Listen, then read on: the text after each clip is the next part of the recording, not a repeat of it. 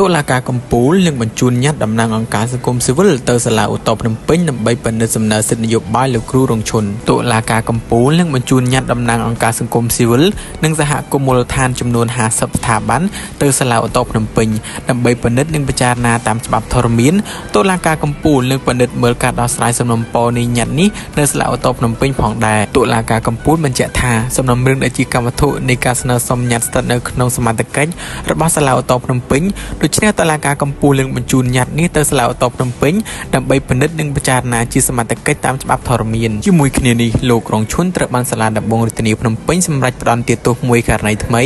តាមសាលក្រមព្រហ្មទណ្ឌថ្ងៃទី5ឧសភាឆ្នាំ2025ដោយសារជាពន្ធនាគារ4ឆ្នាំនិងពិន័យប្រាក់ចំនួន4លានរៀលពីបទញុះញង់បង្កឲ្យមានភាពវឹកវរធ្ងន់ធ្ងរដល់សន្តិសុខសង្គមទាក់ទងនឹងការមិនរៀងចាលពីបទមជ្ឈិមបន្ទាប់ពីផ្តន្ទាទោសបទមជ្ឈិមរួចនឹងត្រូវប្រកាសបន្ថែមលើការដកសិទ្ធិបោះឆ្នោតនិងសិទ្ធិចុះឈ្មោះឯកបោះឆ្នោតផងដែរគូបញ្ជាក់ថាកាលពីថ្ងៃទី23ឧសភាតំណាងអង្គការសង្គមស៊ីវិលនិងសហគមន៍មូលដ្ឋាន50ស្ថាប័នបានដាក់ញត្តិជាផ្លូវការទៅតុលាការកំពូលដោយសង្ឃឹមថាសាលាឧទ្ធរឬតុលាការកំពូលនឹងកាត់សិទ្ធិនយោបាយលោកគ្រូរងឈុនទីប្រឹក្សាកម្លាំងជាតិដែលជាមនុស្សសំខាន់របស់លោកសំរងស៊ីដើម្បីបង្ការនយោបាយជ្រុលនិយមរបស់លោកសំរងស៊ីដើម្បីការពារសន្តិភាពឬស្ថិរភាពនយោបាយក្នុងប្រទេស